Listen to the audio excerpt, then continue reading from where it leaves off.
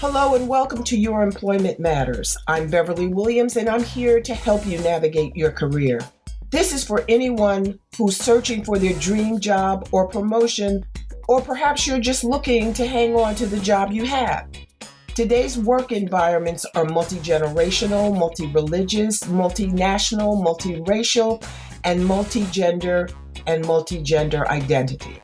Add market disruptors like Amazon and Lyft, along with the addition of AI, and it's easy to see why finding and keeping a job is such a challenge. Employment success and even employment survival depend on your ability to adapt. That's why my goal for this 30-minute podcast is to first advocate embracing change and differences, and second, to encourage you to proactively assume responsibility for your career. Get your work week off to a good start by listening to Your Employment Matters every Monday. Find out how to own your career and get the best practices for making your employment matter.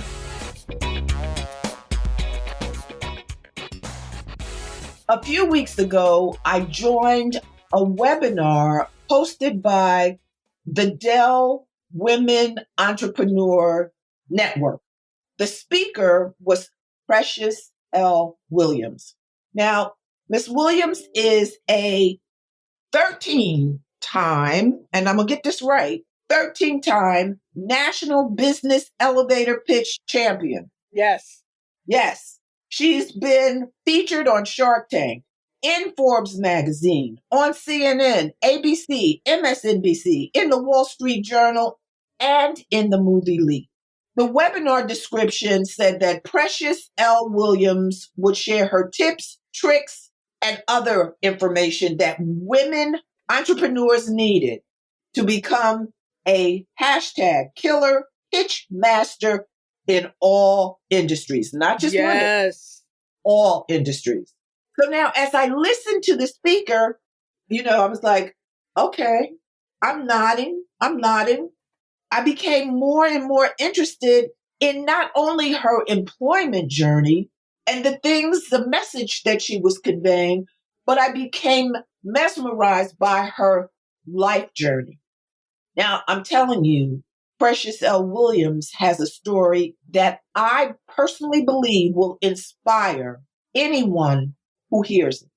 Not only that, she has advice that will benefit many. Now, obviously, I was not the only participant for this webinar. There were a whole lot of female entrepreneurs, women entrepreneurs on the webinar, and they were so excited. I mean, in the chat room, they were saying, oh, this is fabulous. This is wonderful. I want to connect with people. Here's how to get to my LinkedIn page. Please connect with me. And I said to myself, I think I should connect with these people. This is a good opportunity. I'm not that dumb. I said, this is an opportunity to reach more people, to connect with more people, to learn more things. Mm-hmm. So I put my LinkedIn link in the chat room, and within a matter of moments, I had more than 15 new contacts and connections. So rather than me continue to talk, I am pleased to introduce Precious L. Williams. Welcome, Precious. And thank you so much for taking time to share your messages, because I believe you have many. Welcome. First of all, let me thank you. It is an honor to be here. It is an honor to help inspire people, but I don't want to just be an inspiration. I want them to take action on my words.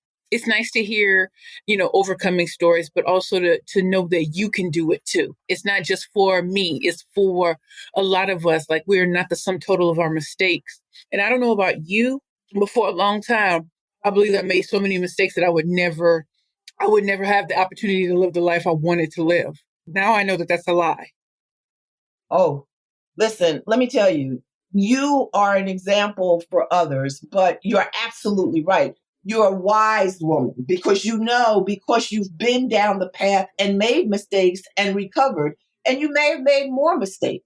Right. But there's recovery, vindication is possible, but you got to keep plugging away. That is so true. That is so true. Quit in or give up. I don't know how to convey it more strongly than that.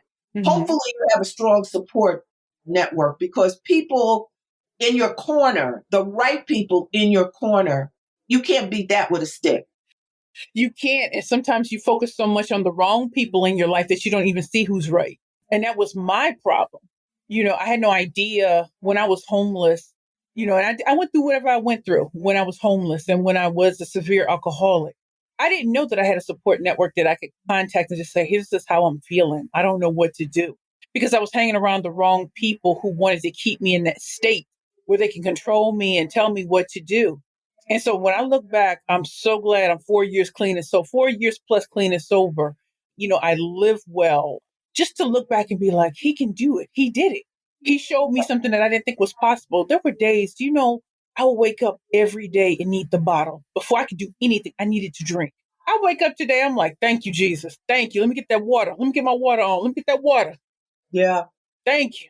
yeah, My mind is so clear. And they said it takes about a year and a half for the alcohol to leave the system. Mine is gone. I have no taste for it. I don't mind people drinking around me because they're having fun. It's part of their fun.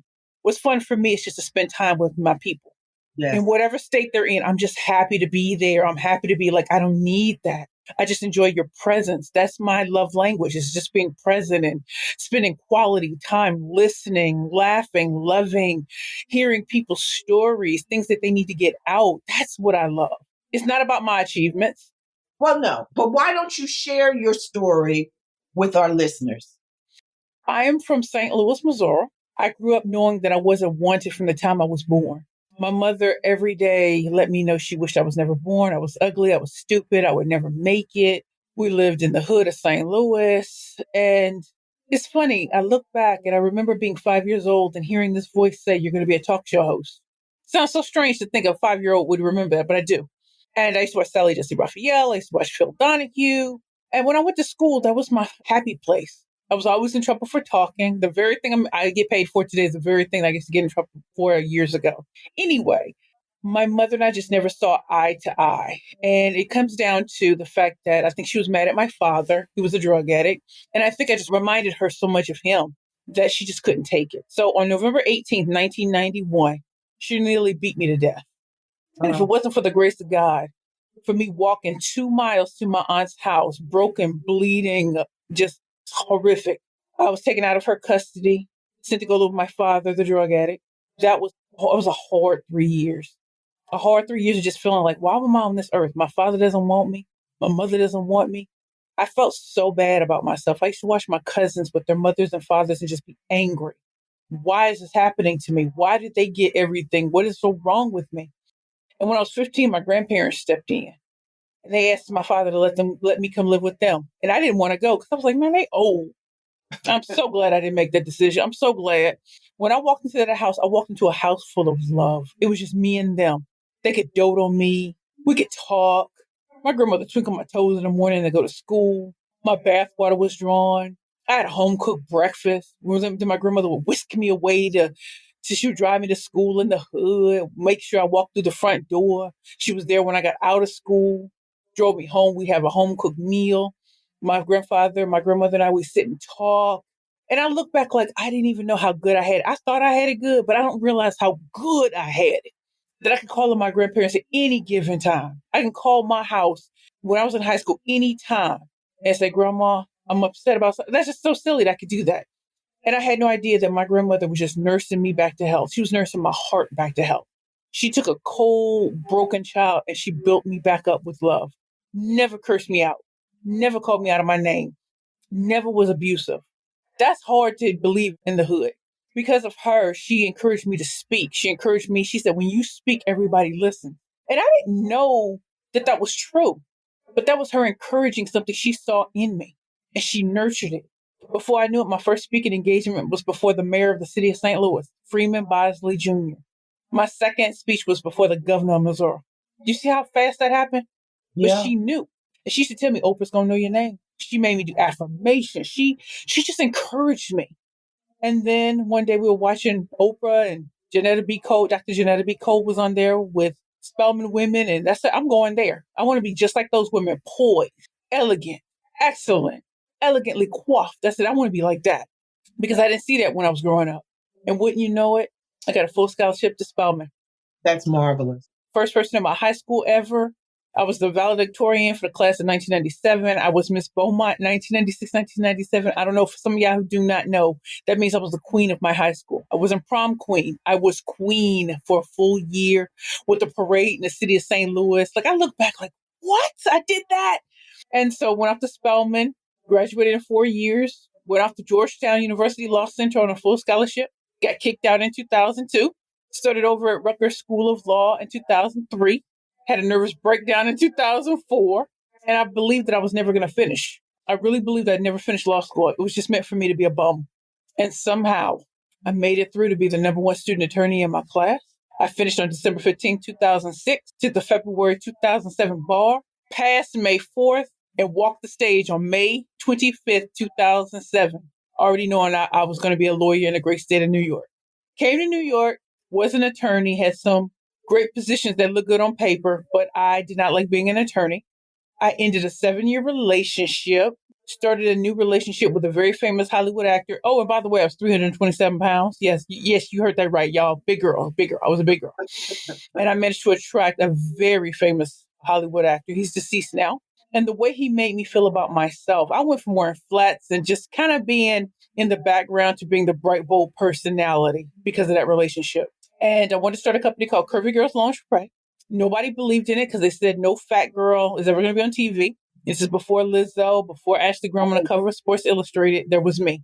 And since no one would invest in my company, even though I had a law degree, even though I was highly educated, nobody would give me money. So I just look back in the blink of an eye. I went to an event I could not afford. I walked up to the media sponsors, which was MSNBC. I walked up to the producers and I pitched, not knowing what I was doing. This is before Shark Tank and everything. I pitched and they said, you could be on the show. It was called Elevator Pitch on the Your Business with JJ Ramberg. Do you know what, in 54 Yeah, seconds? it came on Saturday Yep, morning. it did. That was the show I was on. Yes, I remember. I used to watch that. Right, February 12th, 2012. That's when I did it. And so when I tell you, in 54 seconds, I walked away with $500,000. Wow. Mind you, I had negative $400 in my bank account. And so that's began the career of the killer pitch master. They told me to enter pitch competitions. I became a 13-time champion. After that, we were on Shark Tank, CNN, Wall Street Journal. We were on a lot of like television shows around the world. I'd done movies, documentaries. Like I did the things that I once only thought people who look like me could do. And I got to do it through the power of speaking and the power of pitching. And then the love of my life died. And to be honest, he took part of my soul with him. I didn't have the will to live. I didn't have anything. And I tried to drink myself to death. I took all of my psychotropic medication that I hadn't been taking and tried to drink myself to death. And if it hadn't been for my cousin saving my life on my 38th birthday, I wouldn't be here. I lost everything. I became homeless. I was still a severe alcoholic. I thought my life was over. Everybody, those doors that were open to me because of my skill set, they all closed. And I said, it's over. I don't have a reason to live. I thought I had embarrassed my family, my schools, and I went into this deep depression, like a really, really deep depression. And it's funny, in my darkest hour, that's when my friend, Miss Joanne Francis from Bright Point Health, she got me into the Bowery Mission Women's Center. And I was there almost 2 years in the Bowery Mission Women's Center, which is a Christ-centered life transformation program. When I went in, I had one blue coat, one blue dress, and a book bag. My entire big life was reduced down to those three things. When I walked out on September 1st, 2018, I had movers move my stuff. Did you hear what I said? How little I walked in with? I had Yes. movers move my stuff. Yes.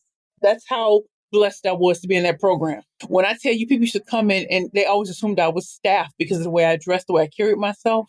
And I look back, I'm like, God, you needed me to step away. You Yeah. needed me to focus on you.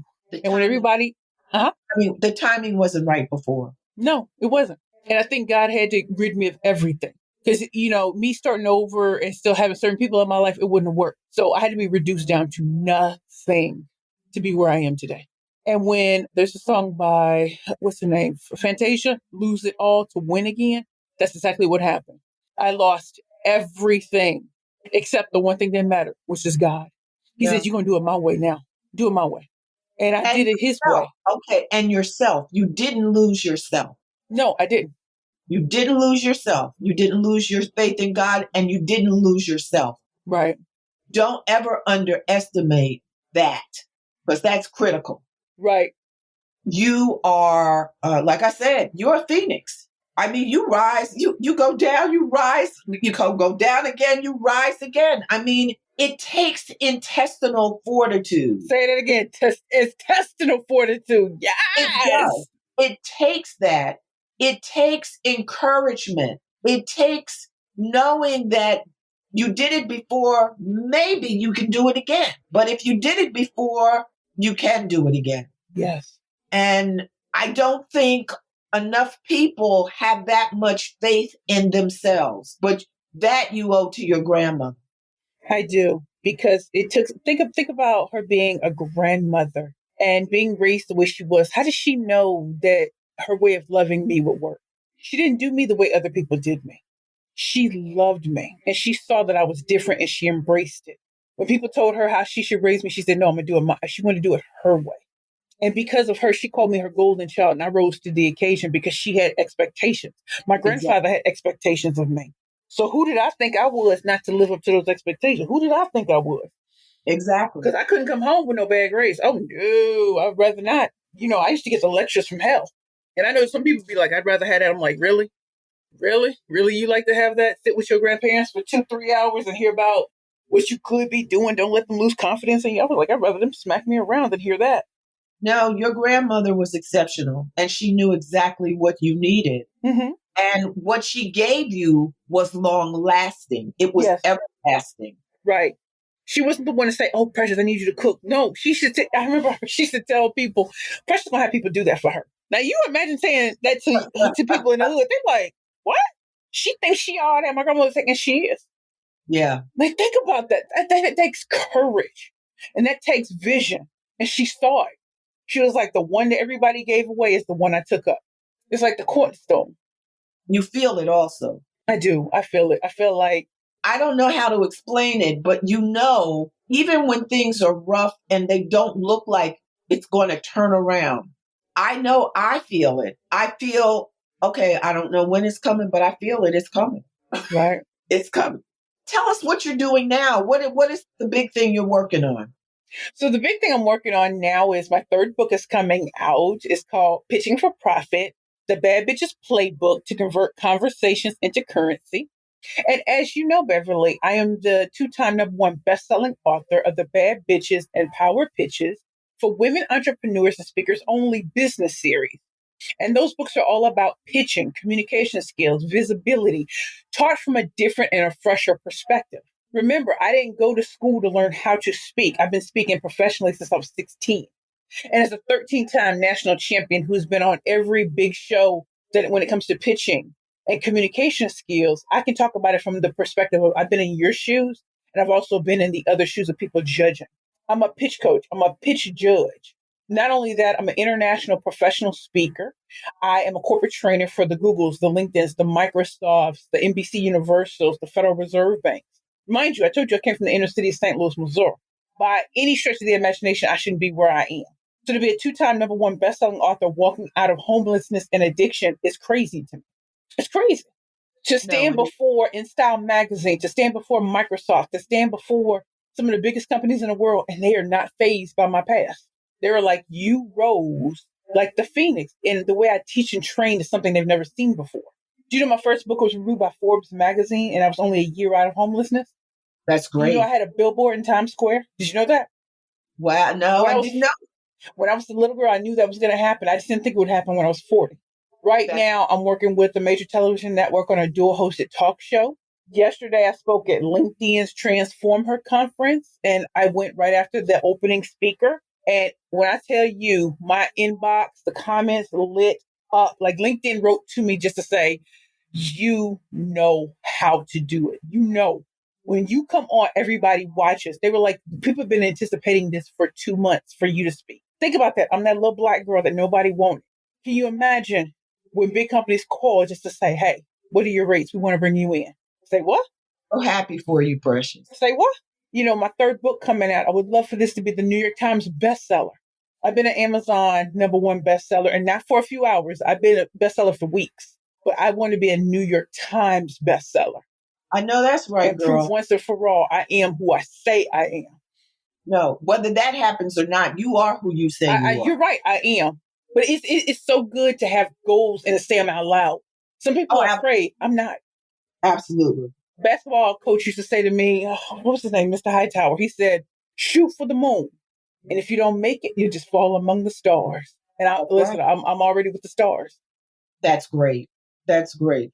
Now you say you have this. Your third book is coming out. You want to tell them the name of the books that are out now in case Yes, yes. somebody So wants to purchase.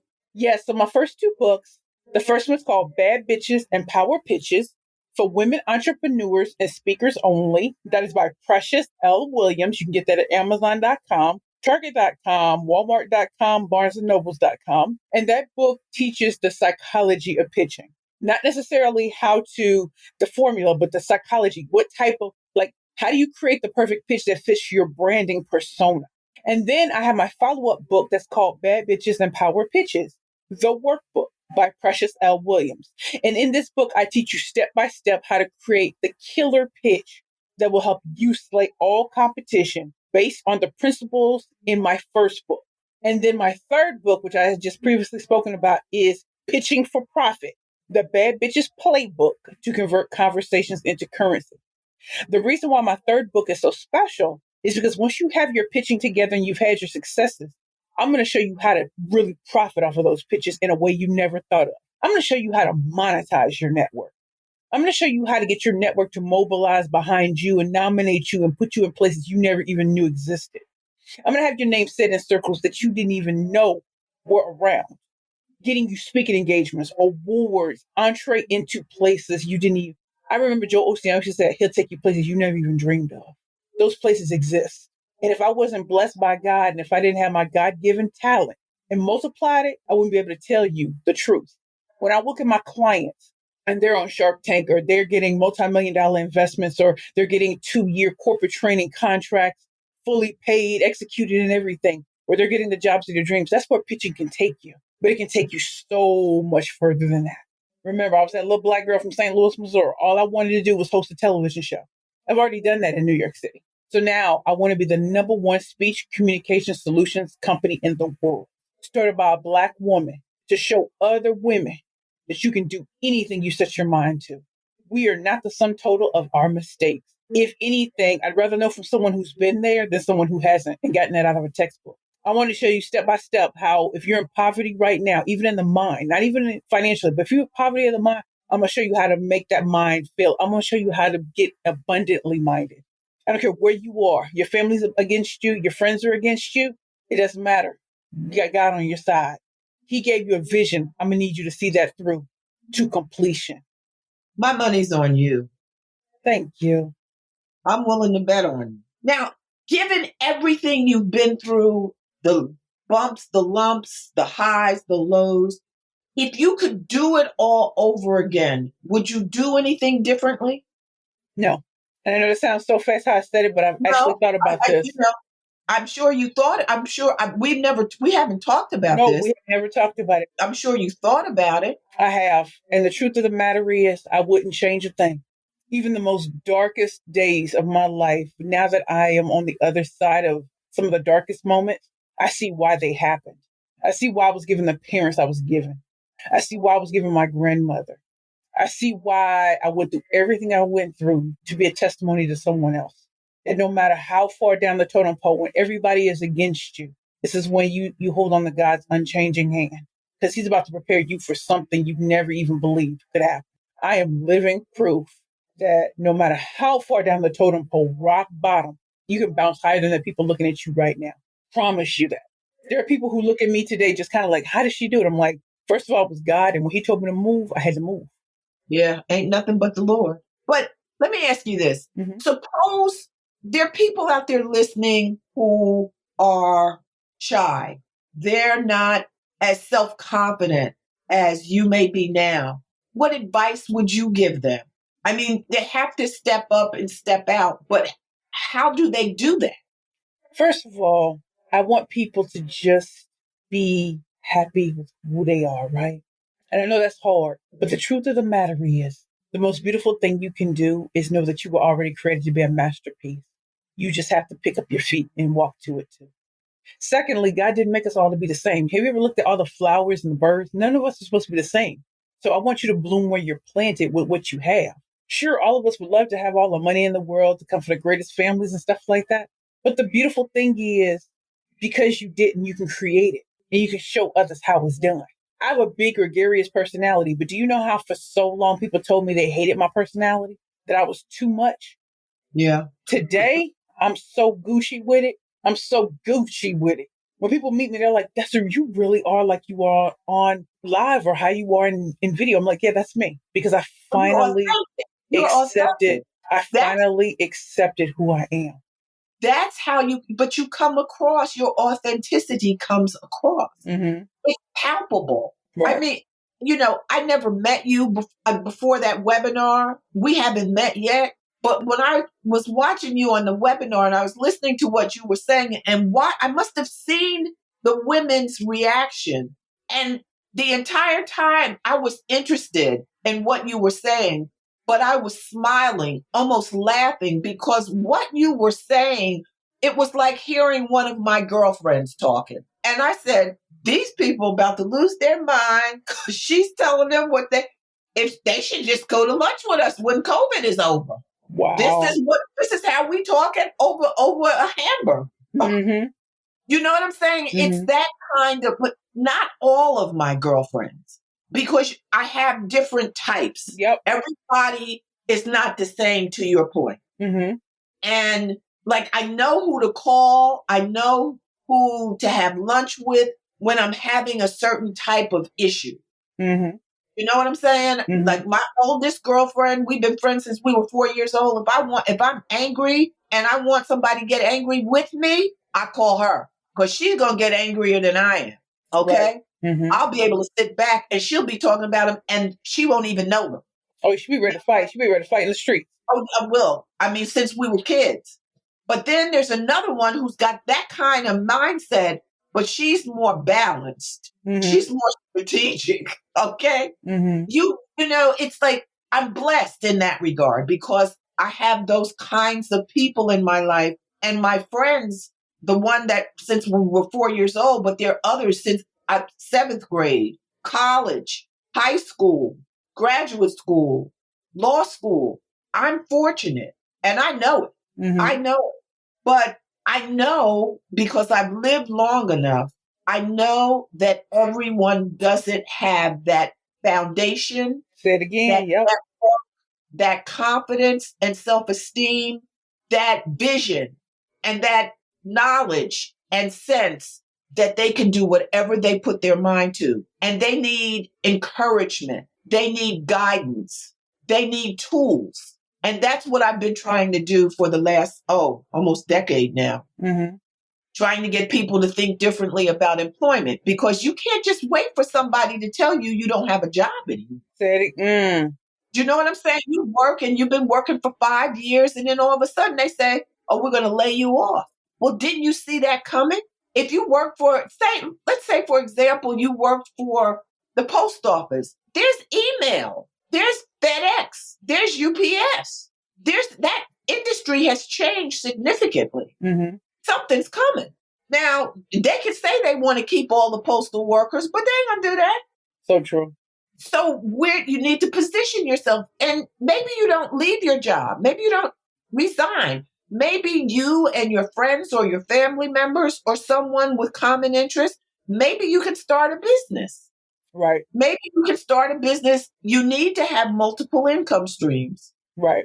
You need to keep your eye focused on the industry that you work in, so that you can see the ebbs and flows and get ahead of what might be coming down the pipe. Because you can't make companies keep you. Right. They're going to do what's in the best interest of their shareholders. Right. And that means earning more money. Right. And the best way to do that, the quickest way to do that, is to lay off employees who are making salaries that can affect the bottom line. Mm-hmm. And the more employees you lay off, the more money you can put towards something else. And that's the way it works. But Mm-hmm. they don't think it's going to happen to them. Mm-hmm. And it doesn't matter how well you do your job.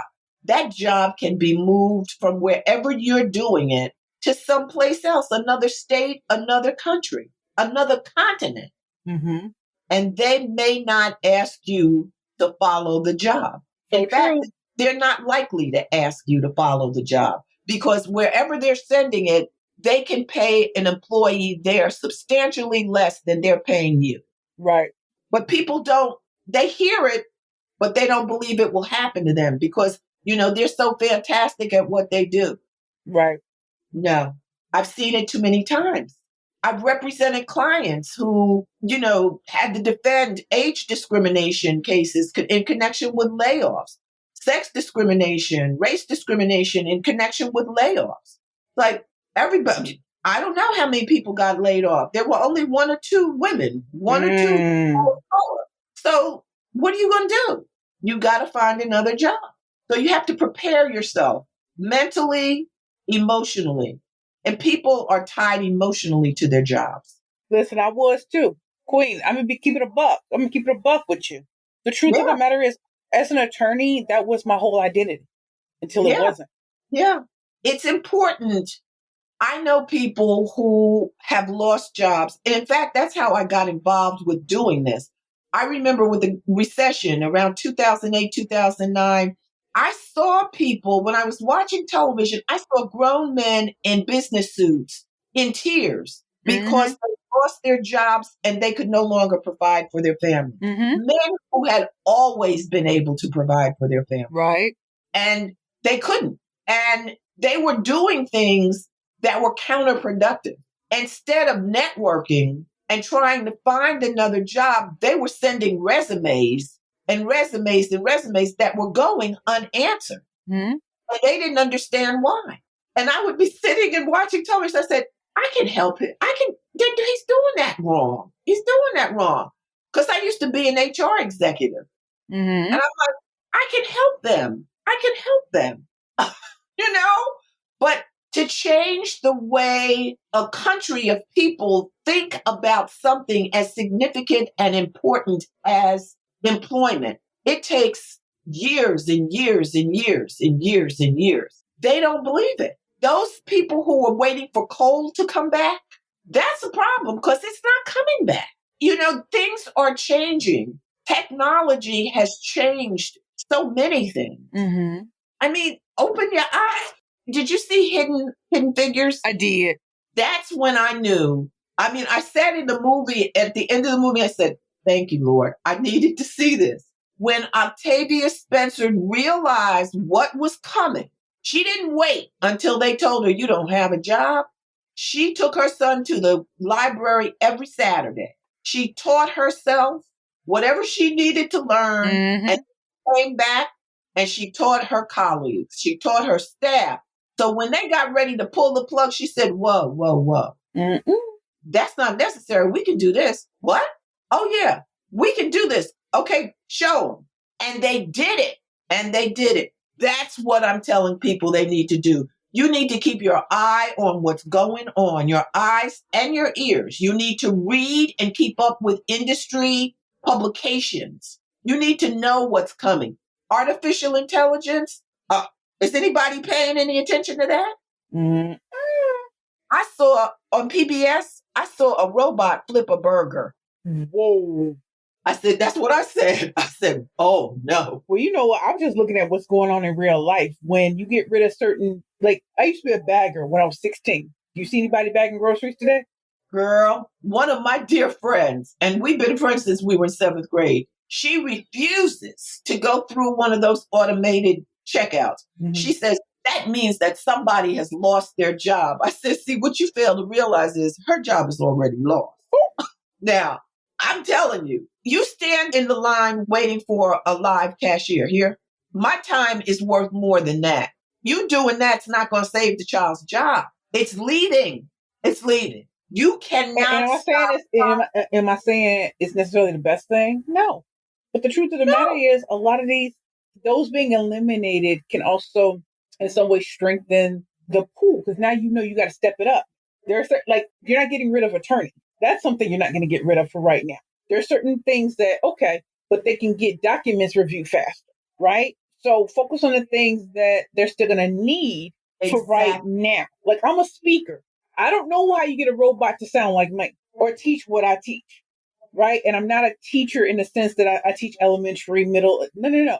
But what I am telling you, because that's kind of being, I see technology taking that over. I honestly do. I see technology taking Sure. over the teaching profession for young people. I do. I see it. Technology changed the practice of law. Right. So I see it in a way that when I was in high school, we had distance learning, which is the precursor to the online learning. Yes. And so what that taught me was you only have a few more years. So before everything is truly automated, because somebody has to run the automations too. Let's not forget that somebody has to run the automations and the analytics and stuff like that. So some people are those tech people, they know what they're doing by eliminating certain things. And they're creating a monopoly on that. So where do we need to be? What kind of places do we need to be in to provide for our families and leave a lasting legacy? But we're not proactive. And when I say, I mean, people generally are not proactive. They wait and they react. We react. We don't anticipate. Octavia Spencer did, Mm-hmm. and she was ready. But there was a case I had, and this man said he was being discriminated against because he didn't get a promotion. And I said, okay, why do you think you were discriminated against? Well, because when I started here, I got promoted after 4 years. And then I got promoted again after, another 4 years. And I didn't get promoted that third 4 years. So I said, well, when you didn't get promoted, did you think that maybe you should look for a job in another department or with another employer? No. And I said, I don't understand. If you didn't get promoted and now another 4 years has passed, I don't understand. He says, well, I thought I was entitled to one. Oh, no, you're not. Mm-hmm. Whatever you were when they hired you and promoted you the first 2 or 3 times.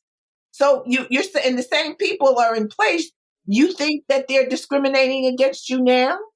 Do you know what I'm saying? Mm-hmm. People are so connected, they don't think clearly Mm-hmm. because they can't be objective. And that's where, typically I come in because now I do that kind of stuff as a consultant. I'm glad that you're doing that, right? Because if you didn't do that, where would people go? I can assure you, you can keep looking at all the YouTube videos and stuff like that. That doesn't help with the human connection. What are you going to say in interviews? What are you going to say to truly stand out in your cover letters and stuff like that? What are you truly going to say if networking now is done virtually? How are you standing out virtually? How are you working through your network? What do they say? Most jobs come through from people you know. Who do you know? And who the heck knows you? And my upcoming book, it should be out in about a month or so, Go ahead, is Queen. That's what I'm talking about. Your GPS to Employment Success: How to Find and Succeed in the Right Job. Girl, But don't what let me I have snatch that title. I likes that title. well, She said, don't what I snatch it, Precious. Don't snatch it. I'm not going to snatch it. no, I listen. You got your own stuff You going. know I do, girl. I ain't got no time. But I can fully appreciate the girl, GPS. listen. I know you don't need to poach on my land. I know that. Mm-hmm. But I find that it's interesting that people, when I conduct investigations, I'm surprised that in instances where there's a claim of race discrimination, people have resented the fact that I am a woman of color conducting the investigation. They said, oh, they brought you in here to make us look bad. What? I mean, and a person who wasn't a person of color challenged me and implied that I lacked integrity. I don't let anyone challenge my integrity, my honesty, or my ethics. Mm. I invite anyone who feels that they should do so, they should go and ask somebody who knows me. Mm. But people are very hypersensitive and they don't think that people who look like them should be doing that kind of work. Mm-hmm. I say you're wrong. It's people like me that you can rely on to do the right thing. Mm. That's the hope. Everybody may not be 100%. I get that. But that doesn't have anything to do with color. That has to do with character. Mm. So if you get a person, an investigator that lacks character and integrity, doesn't matter what color they are. But I find that some people, even when I said, I'll tell them, I said, well, this is what I think you should do, and this is why I think you should do it. What they'll say to me is, well, no, I like what I did. And you know what I say? Okay, I get that. I'm not a coach. I'm really not a mentor. Right. I give people advice and I walk away. Mm-hmm. I'm done. And, the kids will call me and says, oh, I'm Beverly. Oh, you're going to be so proud of me. I'll be the judge of that. You tell me what you did and I'll tell you whether I'm proud. Let's not get ahead of yourself. And, I'm honest with them. Right. And that's why I have so many young people who I can't say they asked me for advice, but when they need it, they will come to me. Right. After they've messed up. I can't with you.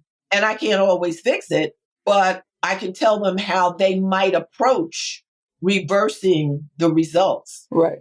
But you never know. You never know.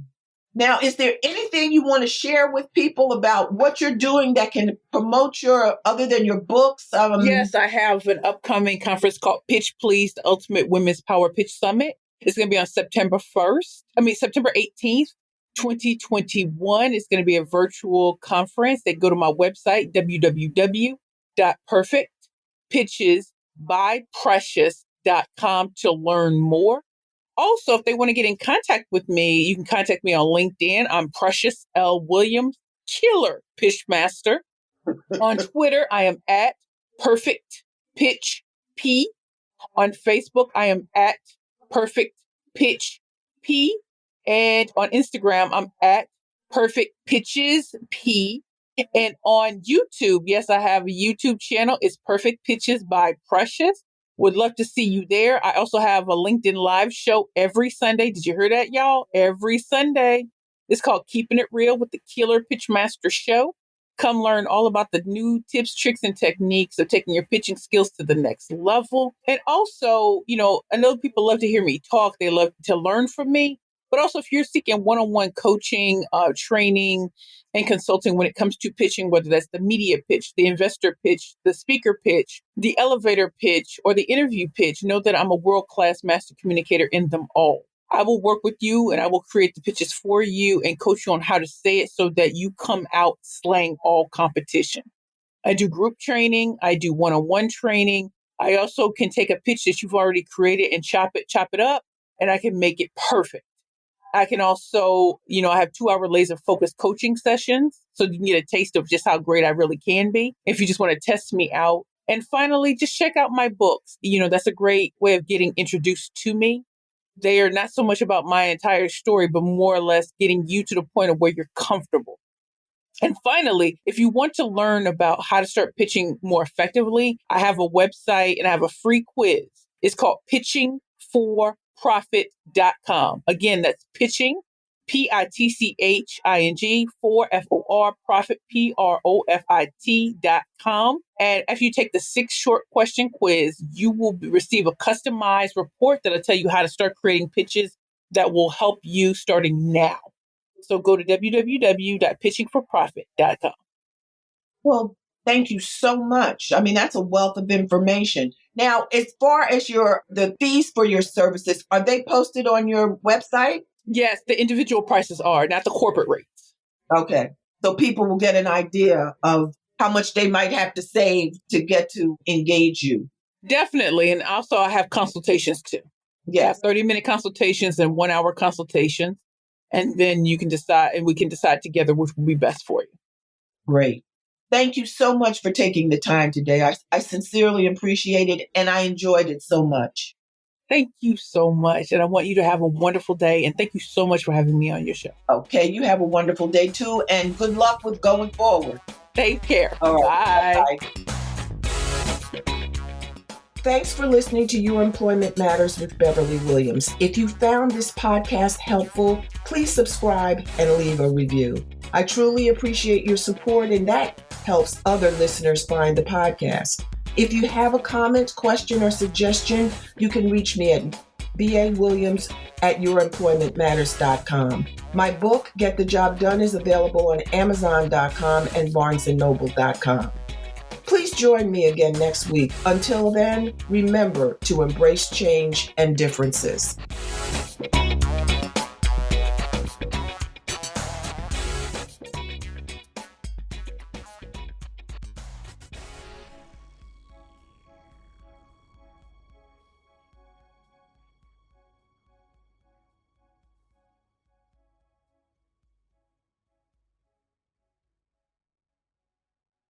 This podcast is part of the Sound Advice FM network. Sound Advice FM, women's voices amplified.